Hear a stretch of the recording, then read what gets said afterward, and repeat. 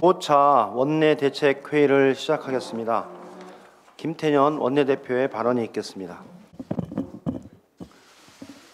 어제 21대 국회 원구성을 마치고 추경심사에 돌입하였습니다. 이와 관련해서 먼저 국민 여러분께 송구스럽다는 말씀을 드립니다. 어제 원구성을 마친 것은 국회 정지 상태를 막고 국민의 삶을 지키기 위한 불가피한 선택이었습니다. 대한민국이 코로나 위기로 비상 상황에 처한 상태에서 미래통합당의 장기간 국회 보이콧으로 국회는 사실상 기능을 제대로 발휘하지 못했습니다. 코로나 비상 상황에서 시급한 예산과 입법을 처리해야 될 국회가 국회 정지 상태는 대한민국의 국정 중단 사태나 마찬가지입니다. 더욱이 긴급한 민생 추경을 처리해야 할 6월 국회가 5일밖에 남지 않은 상황에서 국회 정지 상태가 계속된다면 막대한 민생 피해가 우려되는 상황이었습니다. 3차 추경이 처리되지 않는다면 자영업자, 중소기업, 중견기업 등 500만 국민의 생계가 파산하는 사태를 막을 수 없습니다. 이런 사태를 막기 위해 민주당은 집권 여당으로서 책임 있는 결단을 내려야 했습니다. 민주당은 원만한 원 구성을 위하여 시한을 5번이나 연장해 가면서 미래통합당의 요구를 대폭 수용해서 합의를 도출. 그러나 협상권과 결정권이 분리된 미래통합당의 이중적 의사결정 구조는 합의 안에 를 번번이 방해했습니다. 아침 저녁으로 뒤바뀌는 미래통합당의 변화무쌍한 입장이 합의를 끝내 무산시키고 말았습니다. 민주당은 집권 여당으로서 국정 운영에 2배, 3배 더 최선을 다하겠습니다. 3차 추경을 신속하게 심사해 코로나19로 고통받는 국민의 삶을 지키겠습니다.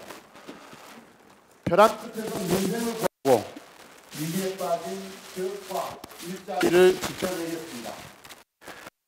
야당이 국회 운영에 참여하도록 계속 노력하겠습니다. 미래통합당에게 말씀드리겠습니다. 일하는 국회 문은 활짝 열려 있습니다. 항상 열려 있습니다. 하루빨리 국회에 복귀하길 바랍니다. 다시 한번 미래통합당에게 한 말씀 드리겠습니다. 일하는 국회의 문은 항상 활짝 열려 있습니다. 하루빨리 국회에 복귀하시길 바랍니다. 민주당은 6월 임시국회가 끝나는 대로 곧바로 7월 임시국회를 소집하겠습니다. 3차 추경이 아니더라도 국민을 위해 국회가 할 일이 산적해 있습니다. 지금 같은 비상시기에 국회가 쉰다는 것은 어불성설입니다. 민주당이 일하는 국회 전형을 만들어 나가겠습니다. 책임 여당으로서 일하는 새로운 국회로 국민과 민생을 지키겠습니다. 3차 추경은 비상 상황에 대한 긴급 처방이기 때문에 신속한 처리가 생명입니다. 민주당은 어제 국회 정상화와 동시에 추경 심사에 돌입했습니다. 우리 민주당은 6월 4일 추경안이 제출된 후 한 달 동안 상임위별 각종 간담회와 당정 협의를 통해서 추경 심사를 꼼꼼하게 준비해 왔습니다. 사실상 추경 심사를 한 달간 지속해 왔다는 이야기입니다. 밤을 새우는 한이 있더라도 6월 국회 내에 반드시 추경안을 통과시키겠습니다. 3차 추경은 일자리를 지키고 기업과 지역 상권을 살리고 K방역과 미래를 준비하는 위기 극복 필수 예산입니다. 이번 추경에는 K방역 산업 육성과 재난 대응 시스템 고도화를 위한 예산 2조 5천억이 편성되어 있습니다. 그중에는 중고등학생에게 인플루엔자 백신을 무상 접종하는 예산, 음압병상 확대, 치료제 백신 R&D 지원 예산 등이 포함되어 있습니다. 그리고 이번 추경에는 숙박, 관광, 문화, 외식 등 8대 할인 소비 쿠폰 제공 등 지역 경제를 활성화하고 내수와 수출을 살리기 위한 3조 7천억 원의 예산도 포함되어 있습니다.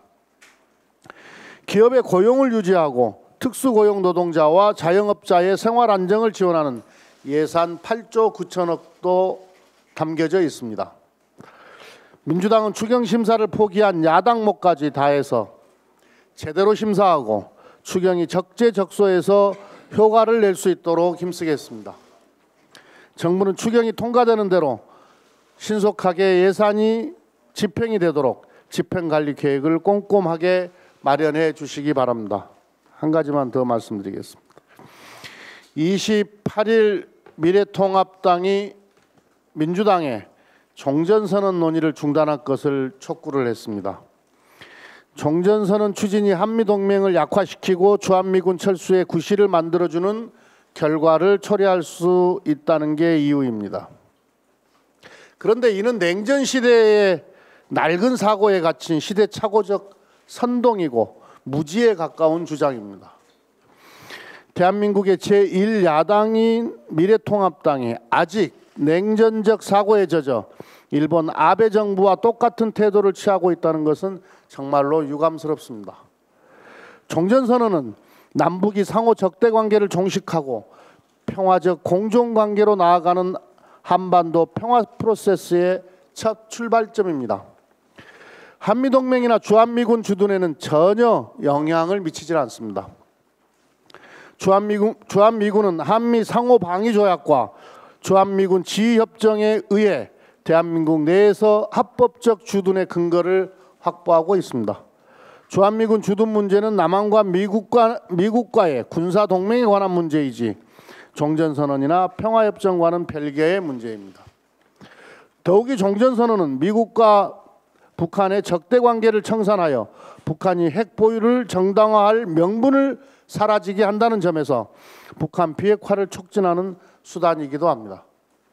종전선언을 통한 평화체제 전환은 남과 북은 물론이고 국제사회가 추진해왔던 사안입니다.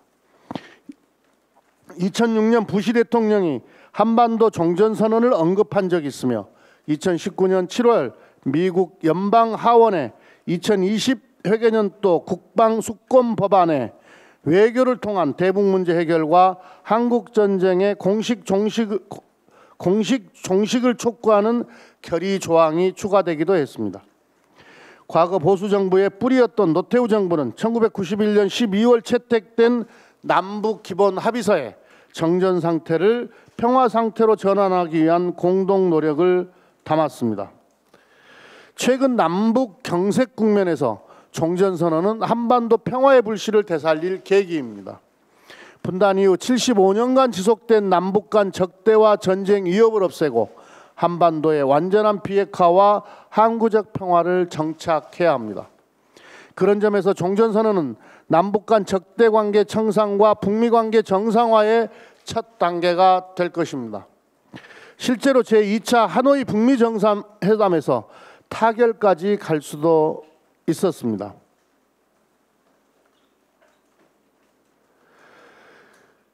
칸나 의원 등 미국 연방하원 민주당 의원 19명이 하노이 2차 북미 정상회담에 맞춰 한국전쟁 종전선언을 촉구하는 결의안을 하원에 제출한 바도 있습니다. 비록 미 행정부 내 보수 강경파와 일본 아베 정부의 방해로 실패했지만 한반도 평화의 불씨를 되살리기 위해 다시 한번 종전선언을 추진해야 합니다. 마침 얼마 전 173명 국회의원의 이름으로 종전선언 촉구 결의안이 발의되었습니다.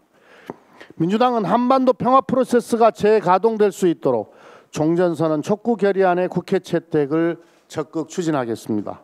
그 길에 한반도의 평화와 번영, 세계를 선도하는 대한민국의 미래가 있다고 확신합니다. 이상입니다.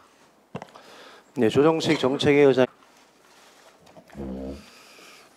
제21대 국회가 임기 시작 한 달여 만에 원구성을 마무리했습니다. 여야 간 원만한 원구성 합의에 이르지 못해 대단히 안타깝고 유감스럽지만 더불어민주당은 국민이 위임한 책임 정치 실현을 위해 불가피한 결단을 내렸습니다. 더불어민주당은 마지막 순간까지 대화와 협상을 통해 원구성 문제를 해결하기 위해 최선을 다했습니다.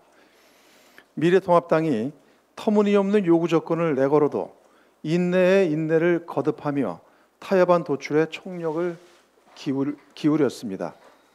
하지만 미래통합당은 끝내 국민의 기대와 바람을 저버렸습니다. 양당 간의 합의 사항을 거듭 일방적으로 파기했을 뿐만 아니라 상임위원 명단 제출 등 국회 정상화를 위한 최소한의 조치도 거부했습니다. 더욱이 당분간 국회 일정에 참여하지 않겠다는 어깃장을 놓고 있습니다. 코로나 국난 위기에 처한 국민의 삶과 나라 경제는 어찌되든 상관없고 오로지 법사위를 볼모로 국정 발목 잡기에만 매달리겠다는 심보 아닙니까? 어떤 핑계를 내세워도 미래통합당의 민생 파괴 정치를 정당화할 수 없습니다. 민생을 인질로 한 미래통합당의 무책임한 벼랑 끝 정치, 이제 종지부를 찍어야 합니다. 더불어민주당은 오직 국민만을 바라보며 조속한 국난 극복을 위해 365일 일하는 국회 만들기에 최선을 다하겠습니다. 결과로 국민들께 평가받고 책임지는 새롭고 생산적인 정치 문화를 실현하겠습니다. 당장 어제부터 모든 상임위가 가동됐는데 산적한 민생 현안 해결과 무엇보다 시급한 3차 추경 처리에 박차를 가하겠습니다. 현장에서 추경 통과를 애타게 기다리고 있는 소상공인, 근로자, 실업자, 청년 학생 등 640만 명 이상의 국민과 위기기업 지원을 위해 오는 3일 추경 처리에 나서겠습니다. 정부도 추경 통과 즉시 예산이 민생 현장에 즉시 투입될 수 있도록 관련 행정 절차 준비에 만전을 기해 주기 바랍니다. 더불어민주당은 정부와 함께 예산 집행 현황 등을 면밀하게 관리 점검해서 3개월 이내에 75% 이상 집행이라는 목표를 반드시 달성하도록 하겠습니다. 일본의 부당한 수출 규제 조치가 취해진 지 1년이 됐습니다. 우리 대법원의 강제징용 배상 판결에 대한 보복으로 시작된 일본의 조치는 정경분리라는 국제사회의 보편적 상식에 위배될 뿐 아니라 자유로운 무역 질서의 근간을 훼손하는 대단히 어리석은 처사입니다.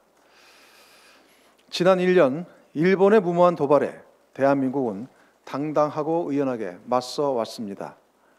민관정이 힘을 모아 핵심 품목의 수급을 안정화하고 소재 부품 장비 산업의 기술 경쟁력을 한층 강화했습니다. 이 같은 노력에 힘입어 불화수소의 경우 대일 수입 의존도가 31%포인트 이상 낮아졌고 100대 품목의 국내 생산 역량도 대폭 확충됐습니다.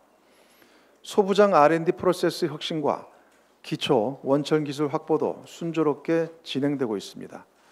지난 4월부터 시행된 소부장 경쟁력 강화 특별법을 기반으로 특화 선도기업 육성, 핵심 전략, 기술 개발 등 소부장 산업의 경쟁력을 획기적으로 제고하기 위한 정책들 역시 본격 추진되고 있습니다. 다시는 일본에 휘둘리지 않겠다는 국민적인 의지와 염원이 있었기에 지난 1년 위기를 지혜롭게 돌파하고 우리의 산업 기반은 더욱 단단해질 수 있었습니다. 국민 여러분과 기업인, 관계당국의 노고에 거듭 깊은 감사를 드립니다. 하지만 아직 가야 할 길이 남아 있습니다. 핵심 품목의 안정에 주력했던 그간의 대책을 넘어 보다 공세적이고 적극적인 산업 비전 마련에 나서야 합니다. 코로나 경제 충격에 따른 GVC 재편에 선제적으로 대처하고 기존 주력 산업의 경쟁력 강화와 첨단 산업의 글로벌 허브로의 도약을 위한 중장기적인 국가 전략 추진에 속도를 내야 합니다. 더불어민주당은 소부장 산업뿐만 아니라 한국판 뉴딜 등 경제 산업의 패러다임을 혁신하기 위한 대장정에 본격 나설 것입니다. 바로 이것이 경제 한일전의 최종적인 승리로 나아가는 길이라 확신합니다. 일본 정부에게 당부 말씀을 드립니다. 여러 부침과 우여곡절이 있었지만 한국과 일본은 지난 55년 동안 양국의 경제적 번영에 있어 핵심적인 파트너십을 형성해 왔습니다.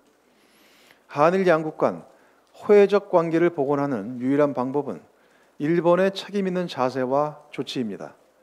특히 코로나19에 대한 국제적 공조가 어느 때보다 절실한 시점입니다.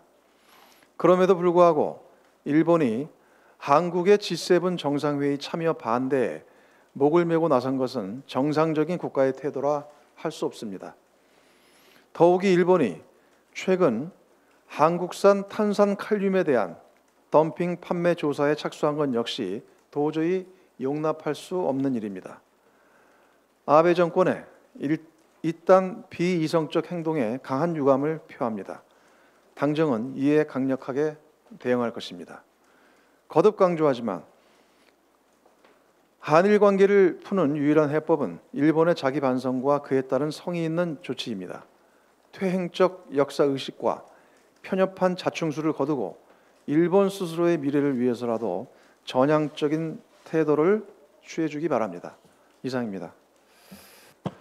네, 이성만 의원입니다. 앞서 발표하신 조정식 정책위원장님의 일본의 경제 침탈과 관련해서 말씀드리도록 하겠습니다. 내일이면 1년 전 7월 1일 일본 경제 산업성이 불화세소, 포토레지스터 등 반도체 및 디스플레이 제조 핵심 소재의 수출을 제한했습니다. 당시 일본은 자유롭고 공정한 무역을 강조한 G20 정상회의 여운이 가시기도 전에 국제 평화와 안전 유지를 위해서라는 거짓 명분을 대며 규제 조치를 단행했습니다. 강제징용 배상에 대한 불만과 대한민국이 주도하는 반도체 디스플레이 산업에 타격을 가하려는 일본의 계략은 우리에게 역사를 잊지 않아야 한다는 교훈을 일깨우는 한편 소재, 부품, 장비, 이른바 소부장 자립과 기술 독립을 위한 계기가 되었습니다. 1년이 지난 지금 성과는 긍정적입니다. 지난 5월 산자부 발표에 따르면 수급 상황이 불안했던 100대 핵심 품목은 기존 대비 2 내지 3배 많은 재고를 확보했고 필름 소재 등 76개 품목은 미국과 유럽 등으로 수입선을 다변화하는 데 성공했습니다. 또한 48개 품목은 13개의 인수합병과 총 7,340억 원의 규모의 투자를 통해 생산 역량을 강화했고 핵심 부품도 100개에서 338개로 3배 이상 늘려 글로벌 공급망 안전망 확보에 나선 상황입니다. 그러나 일본의 발목 잡기는 여전합니다. 트럼프 대통령의 G7 확대 구상에 대해 어제 일본은 G7을 틀 자체를 유지하는 것이 중요하다는 공식 입장을 밝히며 사실상 한국의 참여에 비토를 놨습니다. K-방역 등으로 한국의 국제사회 영향력이 커질수록 아베 내각의 지지율이 안 오를수록 이런 행태는 계속되는 것으로 보입니다. 일본은 국제사회 책임 있는 일원으로서 역할을 하기보다는 과거를 반성할 줄 모르고 이웃을 시샘하는 국가라는 이미지를 스스로 강화하고 있는 형국입니다. 코로나19로 그 어느 때보다 국제협력이 필요한 이때 이해할 수 없는 일본의 행태입니다. 따라서 우리는 그동안의 성과에 만족하지 말고 계속해서 기술 혁신과 자립에 박차를 가해야 될 것이라고 생각이 됩니다. 어제 제가 속한 산자위에서 수출 중대, 한국판 뉴딜 그리고 K방역 산업 육성 등을 포함한 3차 추경안을 심사했습니다. 코로나19로 글로벌 공급망이 불안정하고 가장 가까운 이웃 나라 중 하나인 일본이 저렇게 사사건건 발목을 잡는 상황에서 추경 심사에 결국 제1야당이 함께하지 않은 것은 참으로 무책임한 행동이라고 하지 않을 수 없습니다. 국회 정상화를 거부하며 고립을 자처하는 미래통합당의 이런 무책임한 태도는 일본의 수출 규제 1년 변하지 않는 일본의 발목 잡는 모습과 다를 것이 없다고 생각이 됩니다. 새로운 국회, 새로운 시대를 여는 움직임에 이제라도 함께 동참해 주길 바랍니다. 감사합니다. 네, 수고하셨습니다. 이호 김웅 의원 전화하겠습니다. 고맙습니다.